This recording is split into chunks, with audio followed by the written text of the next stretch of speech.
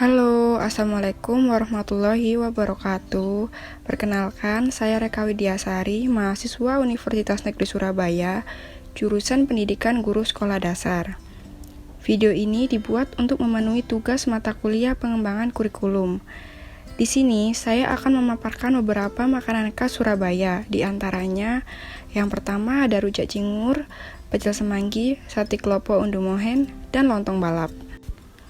Rujak cingur. Rujak cingur adalah salah satu makanan tradisional yang mudah ditemukan di daerah Surabaya. Dalam bahasa Jawa, kata cingur berarti mulut. Hal ini merujuk pada bahan irisan mulut atau moncong sapi yang direbus dan dicampurkan ke dalam hidangan. Dalam penyajiannya, rujak cingur dibedakan menjadi dua macam, yaitu penyajian biasa dan matengan.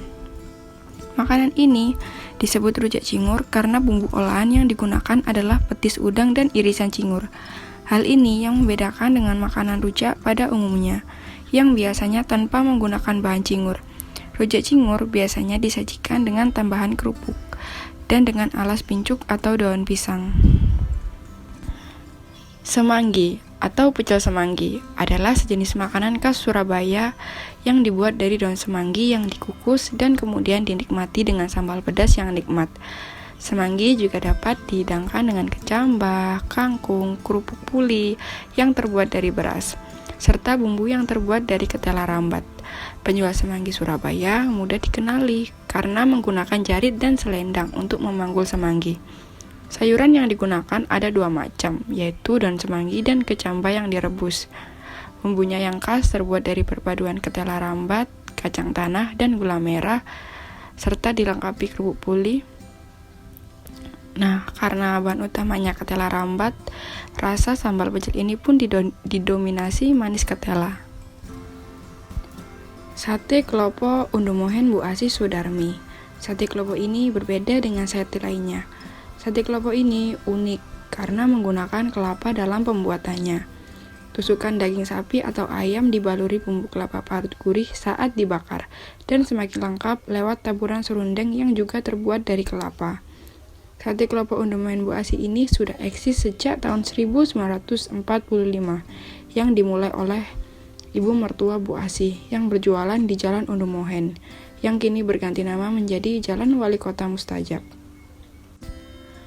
Lontong balap. Makanan ini terdiri dari lontong, toge, tahu goreng, lento, bawang goreng, kecap, dan sambal. Menurut cerita dahulu, lontong balap masih dijual dalam kemaron besar yang terbuat dari tanah liat yang dibakar, yang berat dan dipikul keliling kota. Penjual lontong balap pada zaman dahulu didominasi oleh penjual dari Kampung Kutisari dan Kendang Sari, yang sekarang menjadi wilayah Surabaya Selatan. Dari Kutisarilah makanan lontong balap berasal. Kampung Kutisari dan Kendang Sari pada kenyataannya keduanya sama-sama berjarak lebih kurang 5 km dari Pasar Wonokromo.